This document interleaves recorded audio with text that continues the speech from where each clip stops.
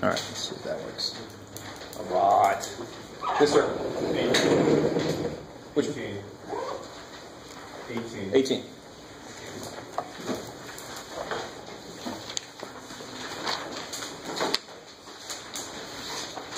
Let's see.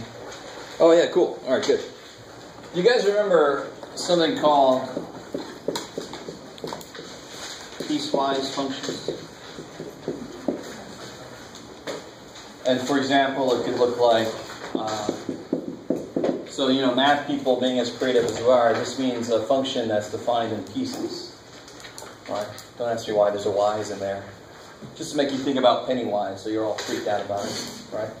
We all float. No? All right. They're remaking that, by the way.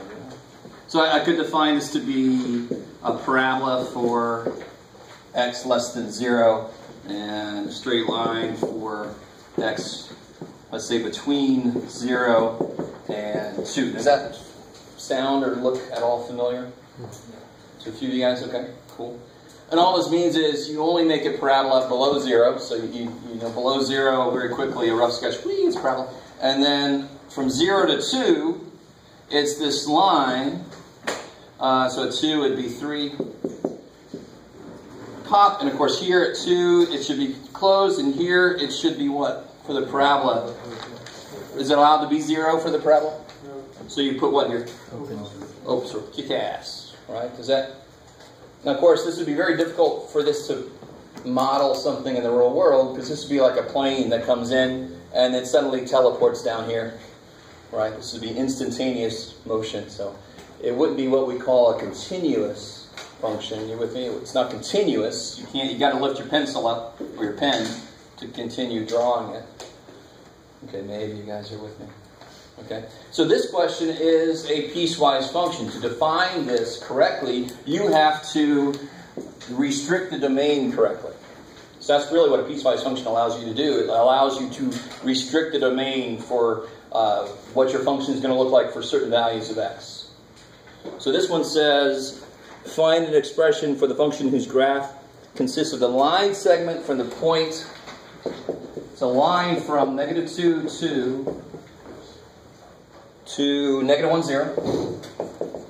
And then it's a top half of the circle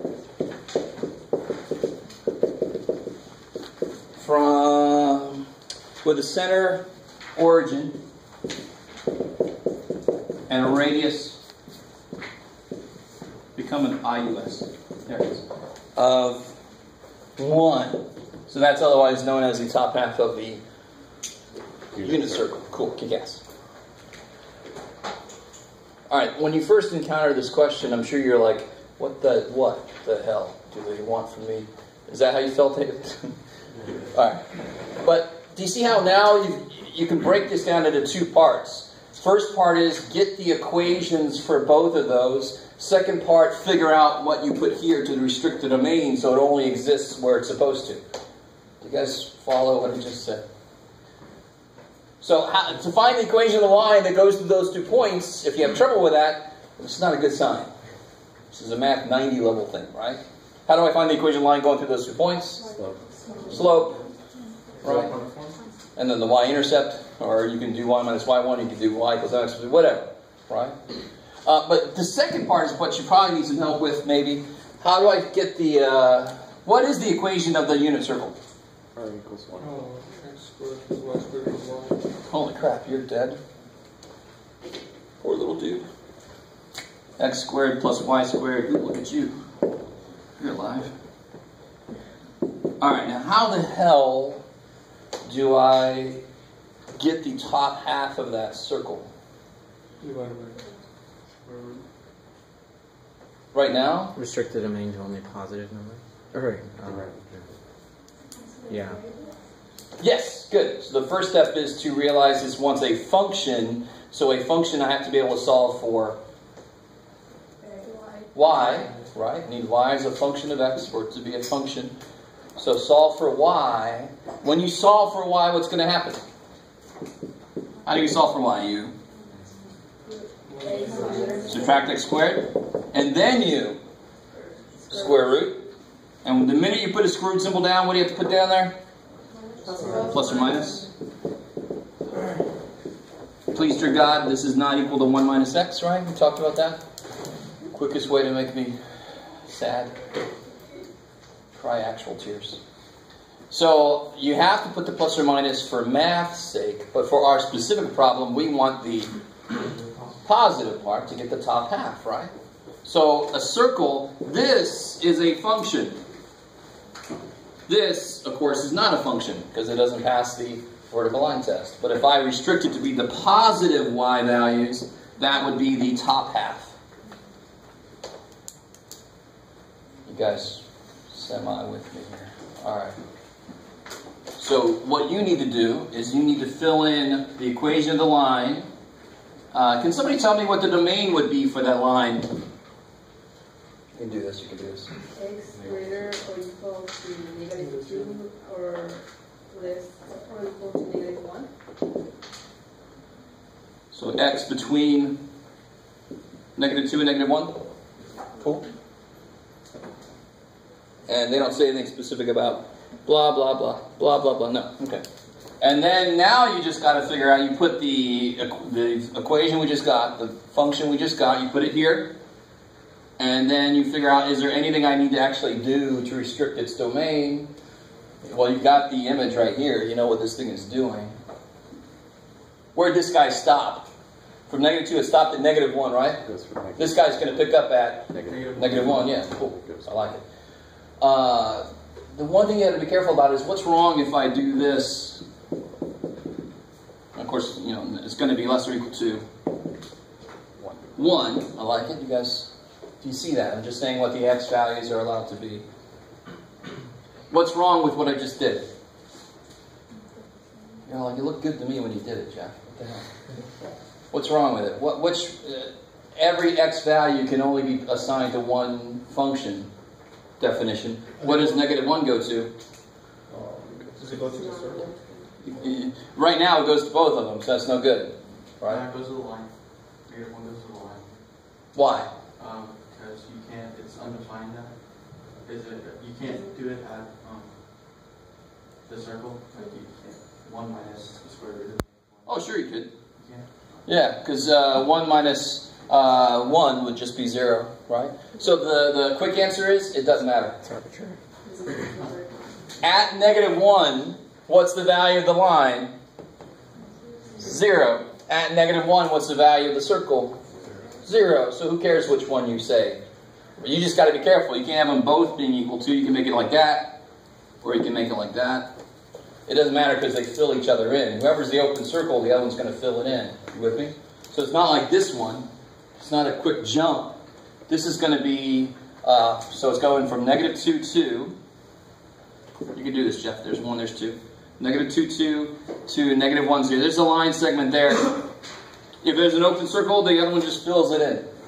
There's no jump. It's continuous. So this would be, I throw a ball down and it goes boing, right? Could be, or whatever sound effect you want it to make. You guys semi with me here? Is he starting to come back? That's one of the weirder questions in that section. So if I don't get a question on that, it makes me worried. So thank you, Dave. You made me less worried. Any other questions from that first homework assignment? 9. I didn't understand the word again. Oh, yeah, I'm with you on that.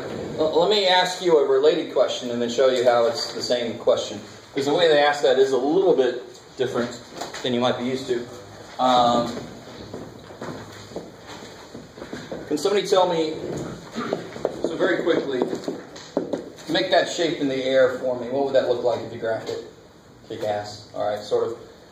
It's like, that would be like a Bollywood movie. All you got to do is, anyway, sorry. A friend of mine was going to be in a Bollywood movie. She was worried because she couldn't dance. And I'm like, you just have to do the same shit. If 80 people do the same movement, it looks cool. It doesn't matter who can dance or not.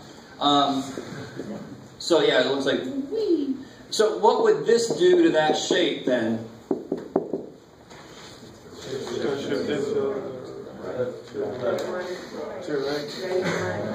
To the right. Right? Because now all my x values have to be 1 bigger because the first thing I do is take 1 away. So that's when it's with the variable. Do you remember this? When it's with the variable, it's the opposite of what it looks like. So that would make it go right 1. But if I put that outside, what would that minus 1 do? It would make it go down 1. I like it. I like it all. Alright, so this will be down 1. And real quick, my freak out students, I showed you this, but g of x is just y, right? So, couldn't I add 1 over? Ooh, that's amazing, Jeff. If it's with the variable, it's the opposite. So this is y plus 1, so it's going to go down 1. This is x minus 1, so it's going to go up 1. Do you guys see? That's why this one actually does what it looks like, because it's not with its variable. It's on the other side. Right? Let that make sense. Oops. Okay. So the question really is, the way they ask the question is, if you're given some function, f of x, what f of x? I don't know. Shit, anything. And it really doesn't matter. I used square root, but your answers would have been the same if it was this. If it was, even if it was this, if it was blah, blah, blah. It doesn't matter. As long as you have a function of x and you have a minus 1 with the x and a minus 1 on the outside, it's going to shift in exactly the same way. So that's their point with this problem. If I give you f of x, there, and they ask you, how does this, what happens for part A, what's this going to look like compared to that? It's going to be that shape. What's going to happen to it? It's going to go up 8. You with me? Because it's not inside, it's outside. It's not with the y, so it's going to do what it says. Is that cool? Yes, ma'am. So for the explanation, like for example for A, you just want us to say shift up in units? Or Yeah, that's all you got to say. It just says describe how the graphs would be obtained from f. So you would take f's graph, shift it up 8. Okay. Yeah, you don't really have to explain anything. It should just be a bam. Okay. Right? So there's another one that says, well, what about this guy? He says,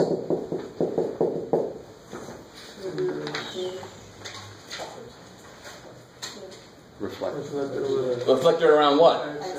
X-axis, right? Because it's going to take all the outputs that it used to be and make them the opposite. So it's going to be around the x-axis. How would I make it flip around the y-axis? So this is flip x-axis. Flip y-axis would look like what? Y equal what? F of Beautiful. F of negative x. Because now all my inputs, if they were positive and they went somewhere, now the negative is going to go to the place that's going to flip around the y-axis. Maybe. Yes, sir? It's a negative power thing. Oh, a negative power is flip. Just flip the thing. Right?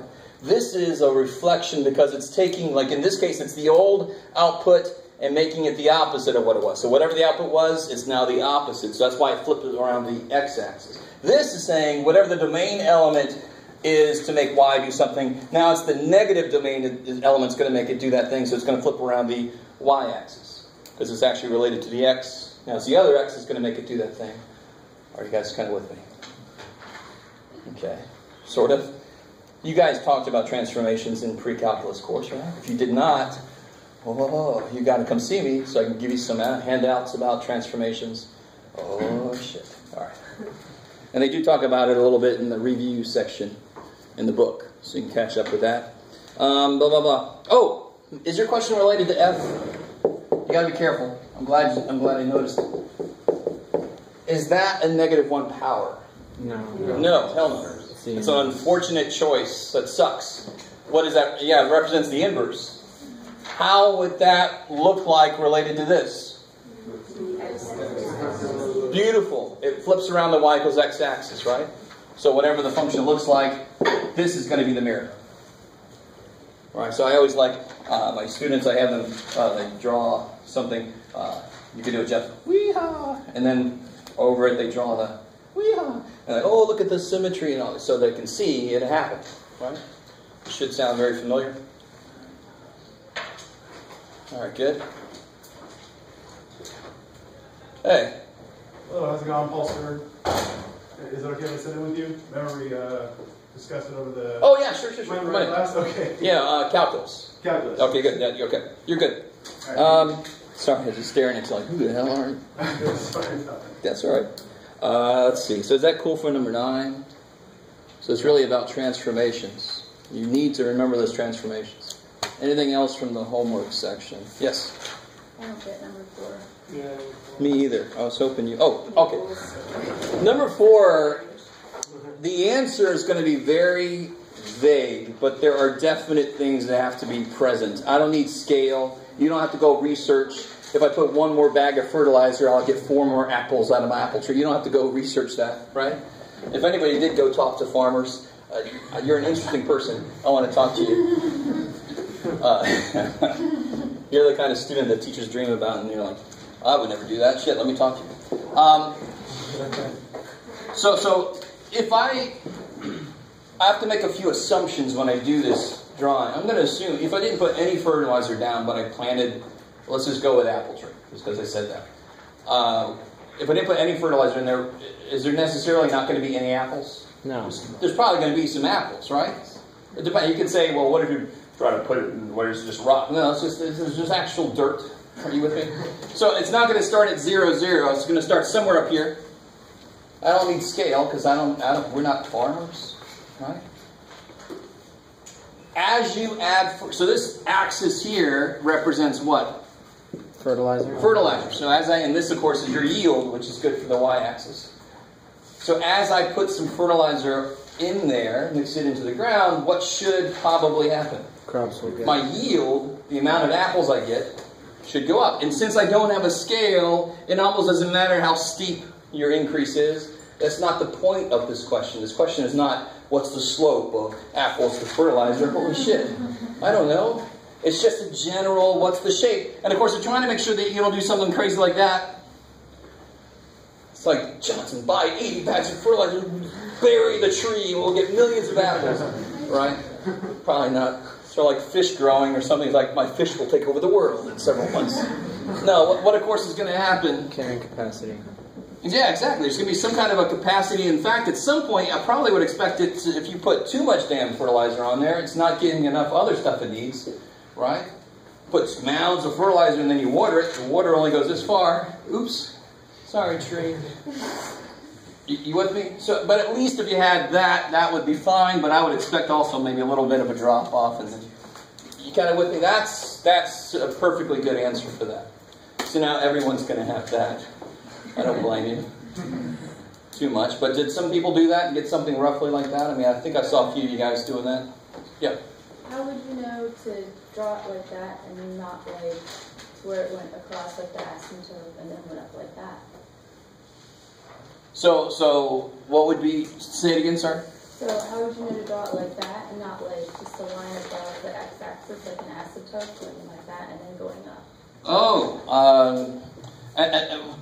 as long as you had a slope off, as long as it wasn't going up just continuously, at least it would slope. I have some maximum yield, right? My tree can't suddenly make 18 billion apples. There's got to be some maximum it can carry.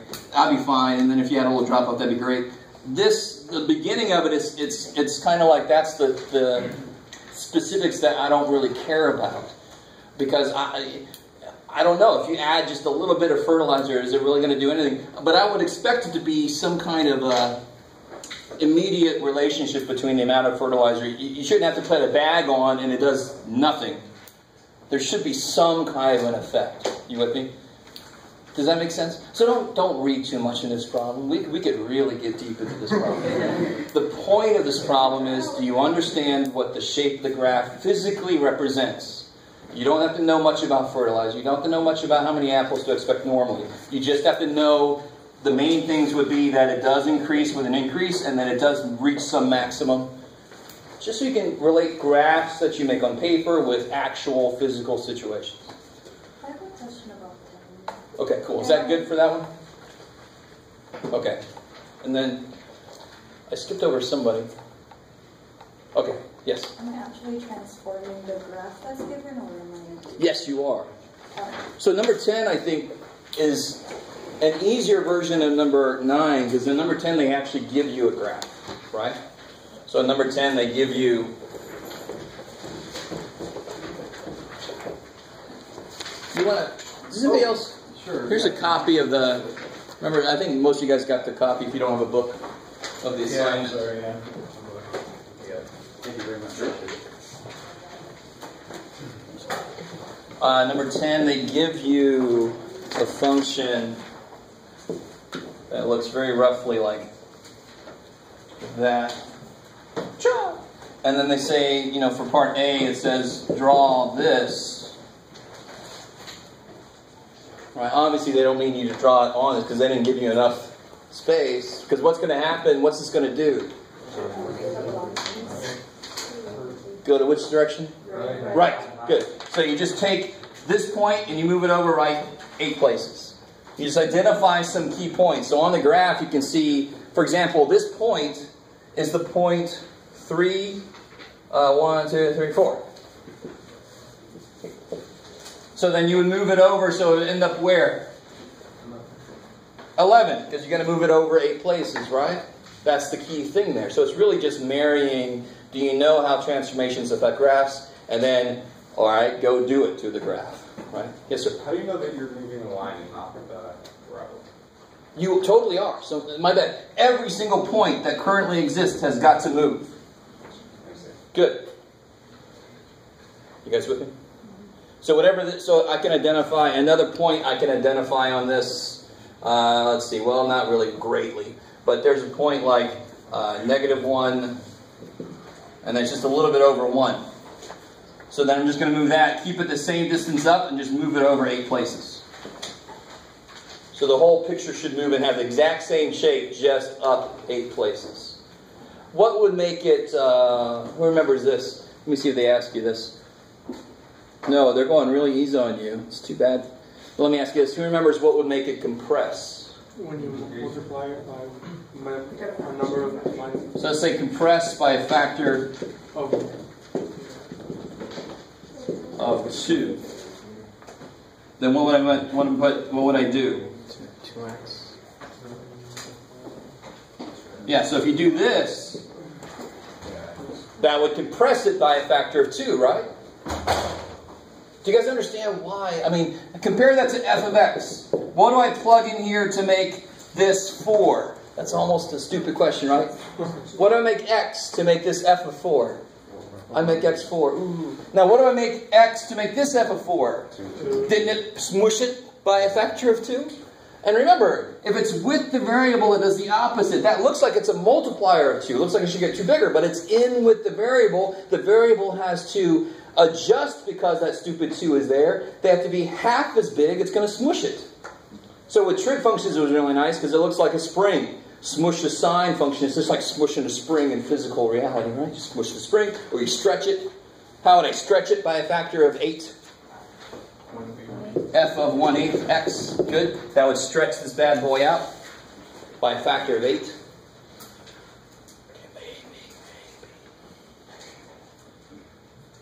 Okay, cool. But they don't, to be honest, they don't even ask you compression, and that's too bad.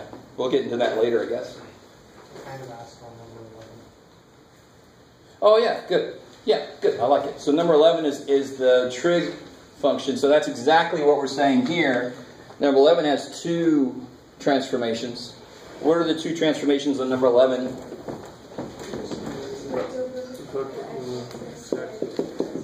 Yeah, flip over the... Oops.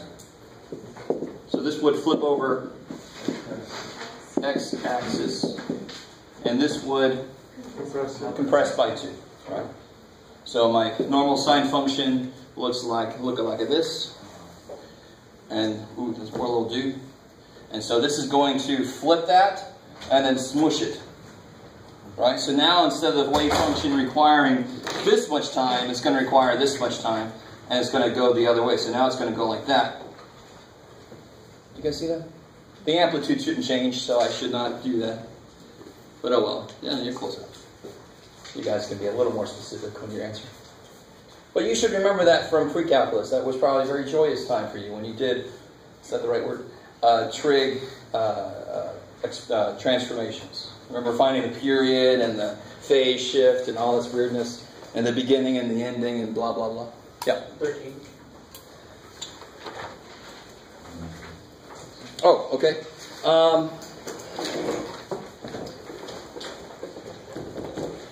13 is a good example of the expression they give you is not written in the best way to do this. What should I do first to really see how this is being transformed? There's two ways to look at this, really. I could do it exactly like it says, and what would that do? Shift to the shift left. Is it with the x? No, it's not with the x, so it's not left or right. It's going to be up or down. So it's going to take e to the x, it's going to make it go up 1. And then I can cut all the values in half, right? Or, what could you do? Distribute. So if you distribute, it might be a little bit easier to look at. This would be cut my e to the x down by half, right? And then shift it up by a half. You guys with me? So again, if I did this, would that be a stretch or a compression? Stretch. Good. It's in with the variable. It's going to be the opposite of what it looks like. It's going to be a stretch up twice, right, in the x direction. But is this with the variable? No. No, it's outside. It's going to actually do what it says. It's going to take what e to the x normally looks like and cut it in half. So e to the x looks like this normally. Now it's going to look like this. Go through 1/2. It's going to be smooshed by a half, right? So we just sat on the poor thing. Oh, sorry. And then I'm going to take every point on here. I'm going to move it up by 1/2. And what you can do, what I always do, is you find some anchor points. Just locate some anchor points. What point is that going to be? Yeah. 1/2, because at 0, e to the x normally goes to 1. So far I've cut it down by it, so now it's going to be 1/2. And when I move it up a half, it's back to 1. Yeah, so I find some anchor points and then just connect them. That's all you have to do. You should have done a decent amount of transformation work in pre-calc. That's the purpose of pre-calc. That's why I told you I call it graphing hell. So when you get to this class, graphing is easy. You got it. You guys just have to remember. How you doing? You doing all right? Some of you guys I never want to play poker with. You're like, I don't need no eyeglasses. All right. No sunglasses required for you. Yes? This is kind of going back, but number 7 for domain and range. There's a natural law. Oh, yeah. All right. And, you know, if you have a lot of trouble with this, don't freak out too much. I mean, try to review it, but when we hit it, we'll kind of do it fresh again. You know, in the problem, we'll talk about what's happening. You'll get a constant review when we hit those kind of problems. So 7 is domain and range problem, and they have this function here. And what's the difference between person that can write well and Jeff? Well,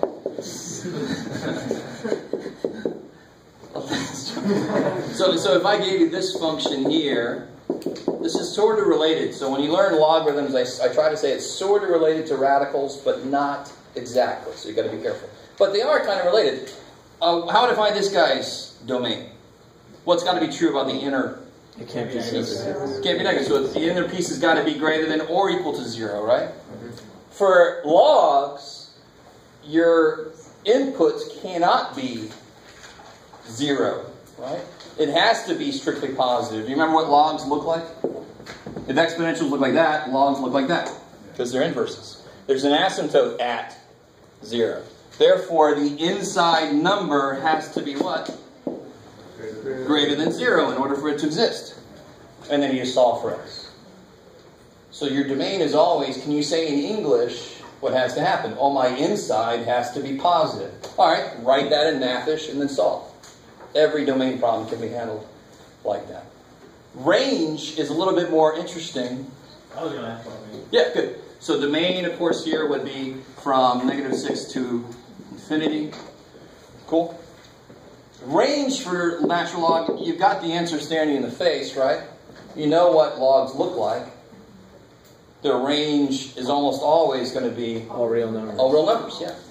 Unless there's something really weird, like if I did absolute value of ln, obviously the range won't be all real numbers, but that's kind of like a big change. It's not just a shift, that's like a change, right? if I just shift the damn thing, it's always going to be all real numbers for the range. Yes, ma'am. So would that also apply for the square root for the range? It would just be all real numbers, or negative, maybe?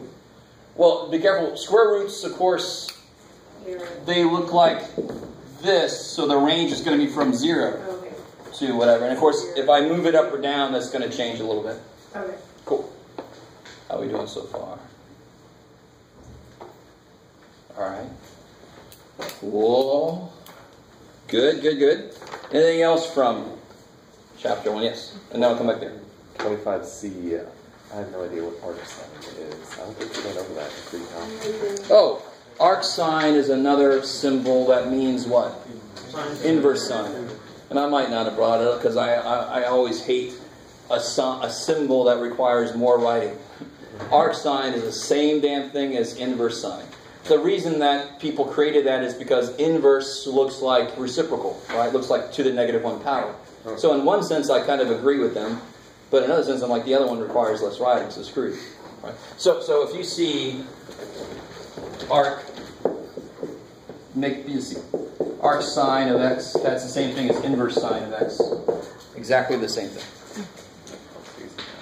And you treat it the same way. Is that cool? Yeah. All right, so is the problem okay now? Yeah. Good. 23. Oh, good. 23 to me is the weirdest problem in there. Yeah. It's the hardest and the easiest problem at the same time. It's the easiest problem because you can solve it without doing any real work. It's the hardest problem because you got to know what to look for to do that. So they give me f of x is 2x plus natural log of x. And they asked me, what is f inverse of 2?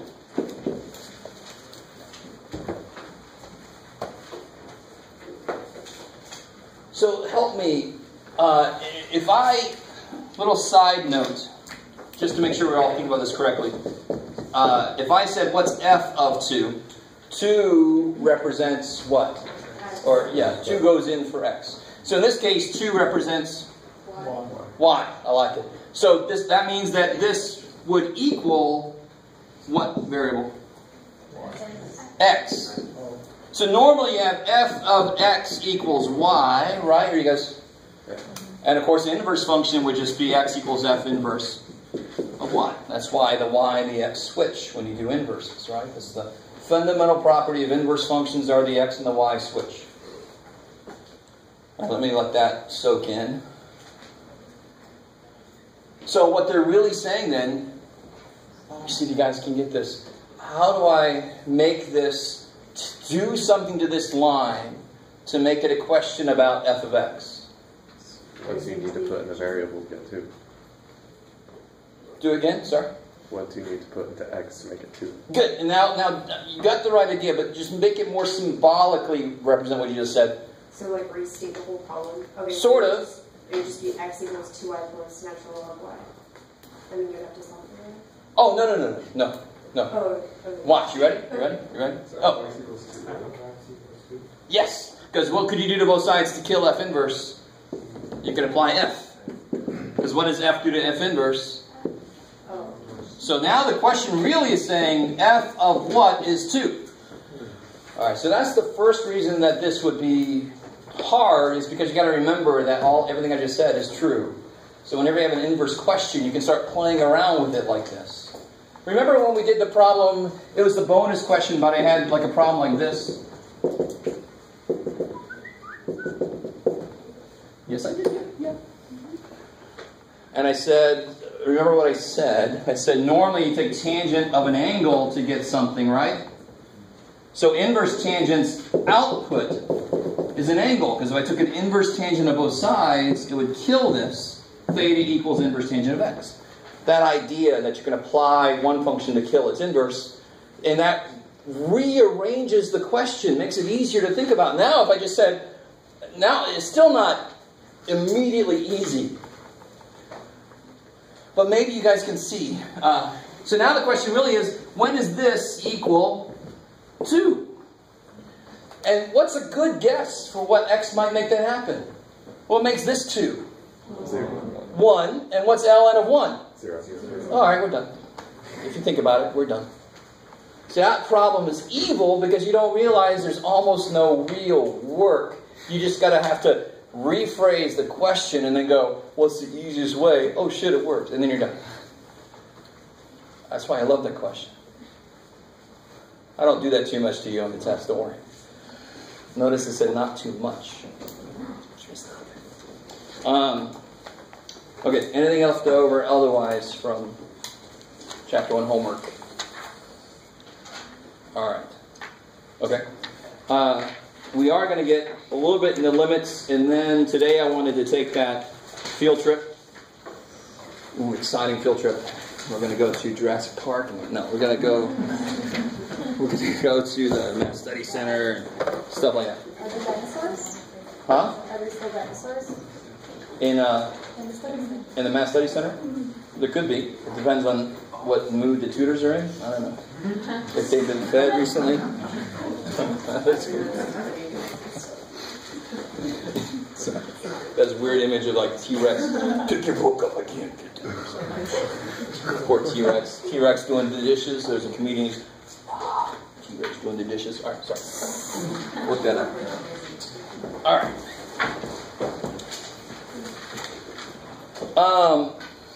So let me, there's very visual ways to think about limits. There's very, very algebraic, computational ways to think about limits. So we're going to start with the very algebraic, computational way, and then we're going to step back and look at the visual way to think about it. So when I write something like this, let me let you write that down and absorb this.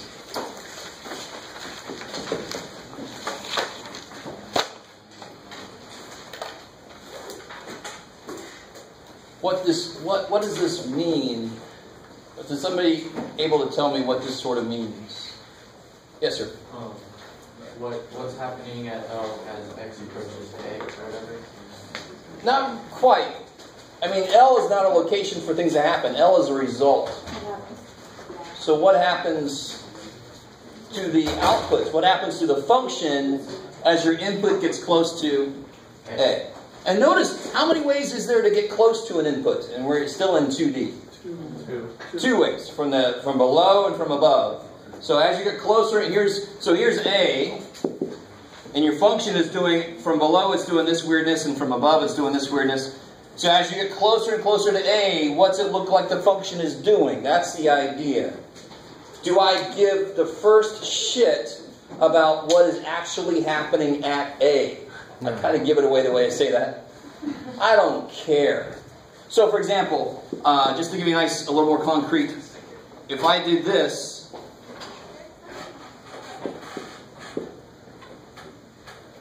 what is f of A here? 3. And I said we'd start off computationally. Here's a picture. Yay, Jeff. But anyway, too bad. F of A is 3. But what's the limit as I let x get really, really close to A? 1. Kick ass. Let that soak in if you didn't know what to say there. Does that make sense? As I get really close to A, from above and below, that's going to become important here in a minute, it looks like the function is approaching 1. So the limits are built in that they don't ever get to this value. They just get as close as possible. And of course, math can get really freaking close to something. Right? Because think about the smallest number you can, now divided by 18 billion. Okay, there's a smaller number. You see, so math can do that all day. Alright, so how are we doing about the general idea? Okay, so the computational way to do this kind of immediately makes sense, is my hope. So, let me give us a little bit more grounding in not really a function, but let me have an idea of a slope of a function. So let's talk about this.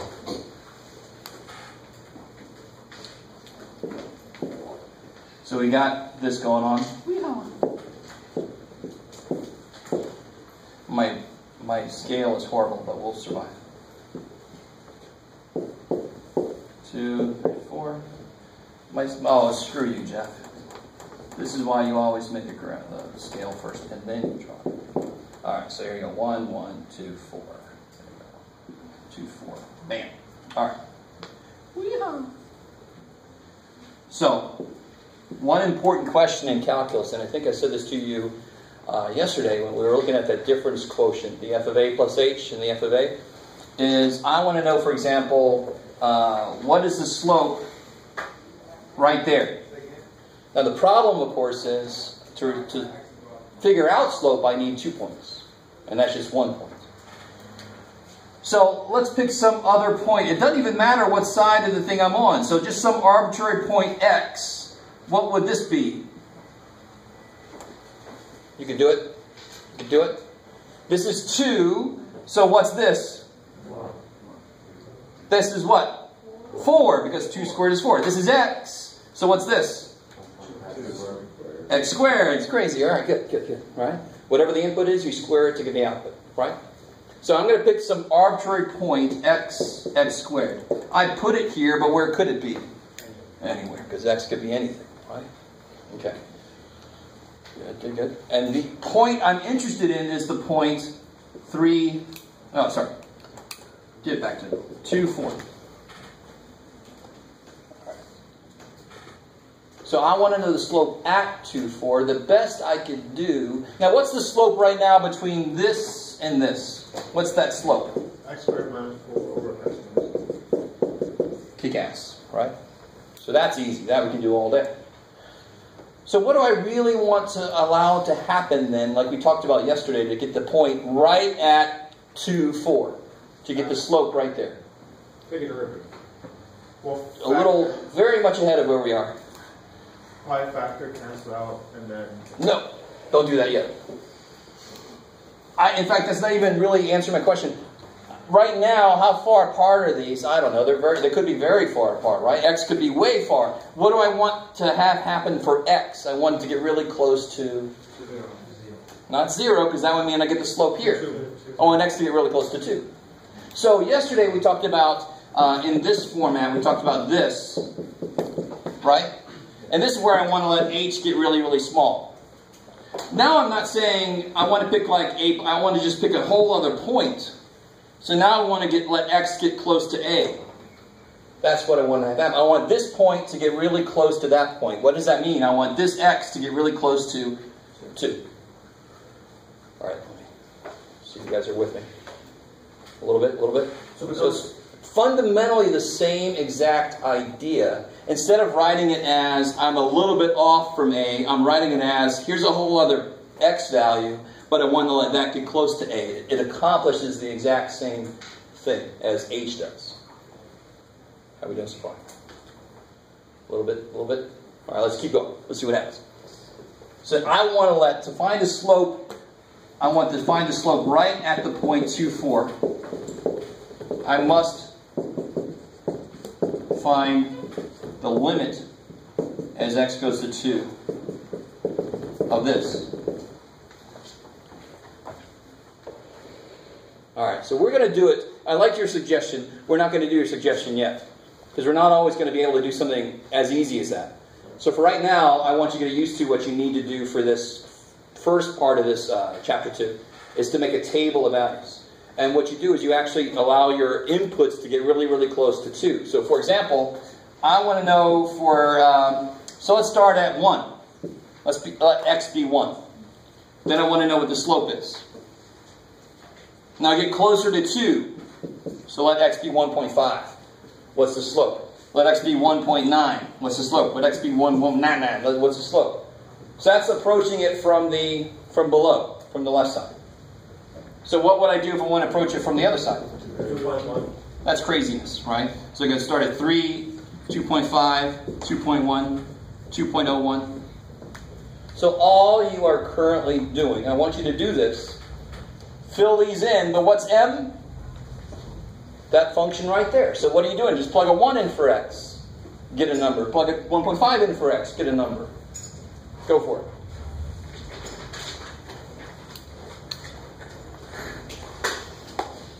So all you're doing is getting the output for these inputs for your slope function.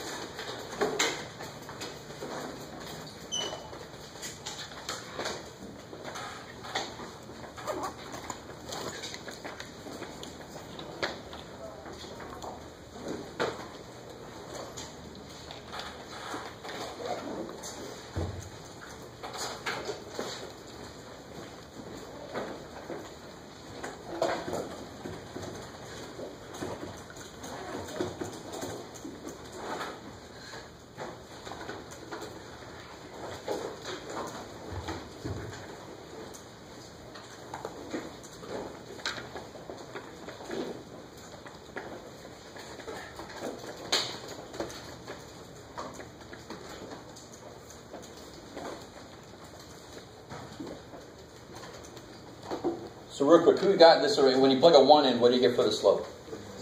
3. And let's see, what does that mean visually? That means at this point, 1, 1, the slope between those 2 points, the slope of that line is 3. You guys with me? That's what we just figured out. The slope between those 2 points is 3. So does it make sense? As I move closer to the actual point, as I move up, is my slope going to get bigger or smaller? Yeah, because it's 0 here, and as I move closer and closer, it's going to get bigger and bigger and bigger, because the parabola is growing faster and faster and faster. So when I put it 1.5 in, it should be a little bit bigger than 3. What did you get for when you plug 1.5 in? 3.5. 3.5? Yeah. What about 1.9?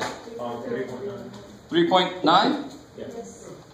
And then 1.99? 3.99. That's crazy. So what do you think, if I went going and went a little insane, getting closer and closer, it looks like it's probably going to go to 4. There's not enough evidence at the moment, but I feel really good that it's going to go to 4. If I go the other side, it's really going to make the case that that's true. When you plug a 3 in, what do you get? 5? And then when you plug a 2.5, and that makes sense, because that would mean I'm up here. The slope would really get steep up there. It's going to be huge. It's going to be 5. It's bigger.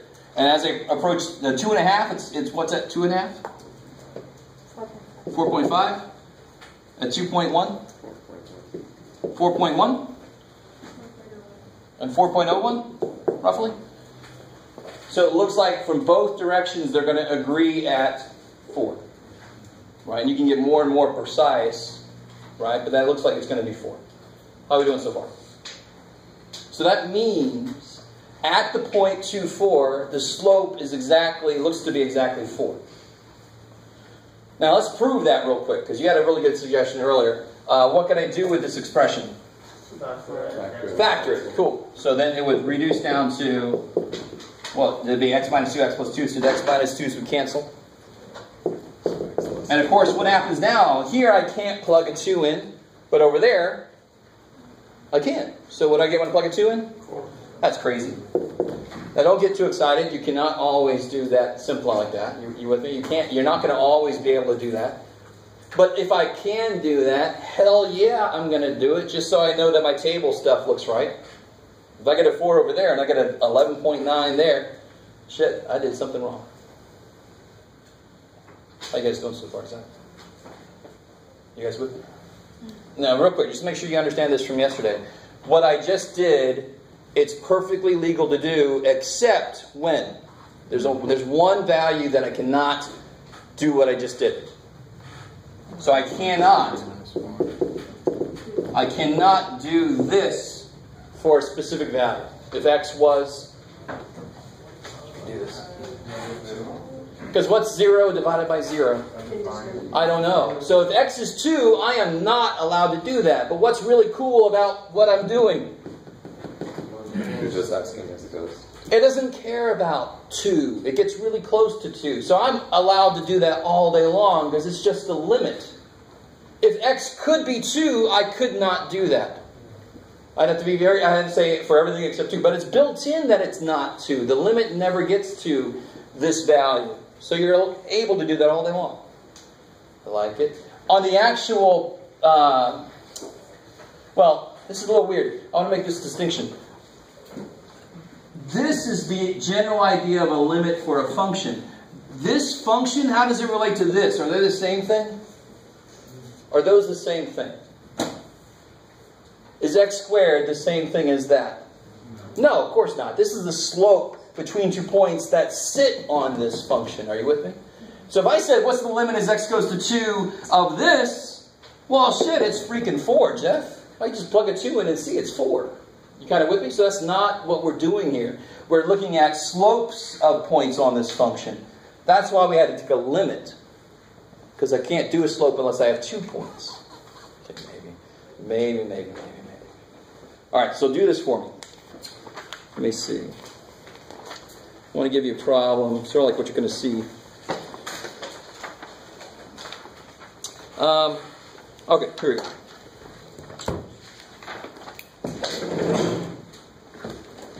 And then we'll get into some more of the visual aspect of this.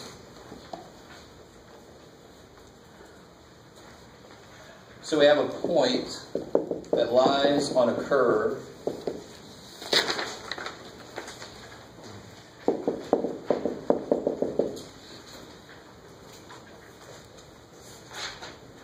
Yeah, good. And let me define a couple of things for us. So I have this curve and a secant line for some curve. Yeehaw. So if I have some kind of f of x, this is just in general. The tangent line is the one that just brushes right and just hits it that one time locally. Now that's going to hit it again later, isn't it? That line is going to hit it again later.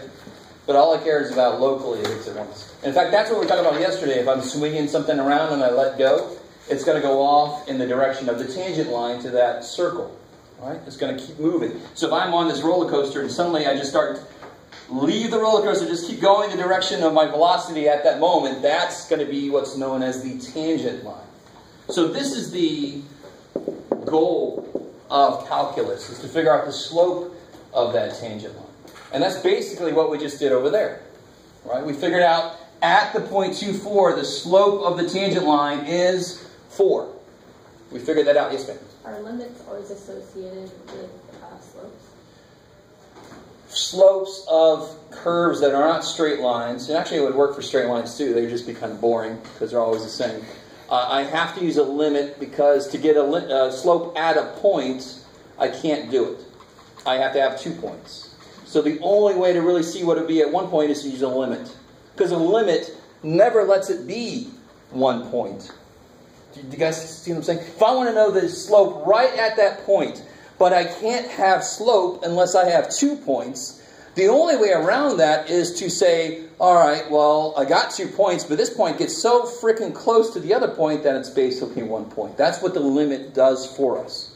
So how many points do I always need for a slope? 2.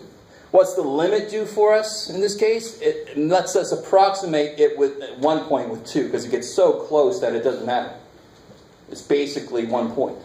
Does that make sense? So the limit, the reason that we use limits for curves that aren't straight lines are easy. They're slopes, I just know them. Right? I can just calculate them. It's the same slope everywhere. This slope is constantly changing. The slope here is different than the slope there. It's always changing. So I wonder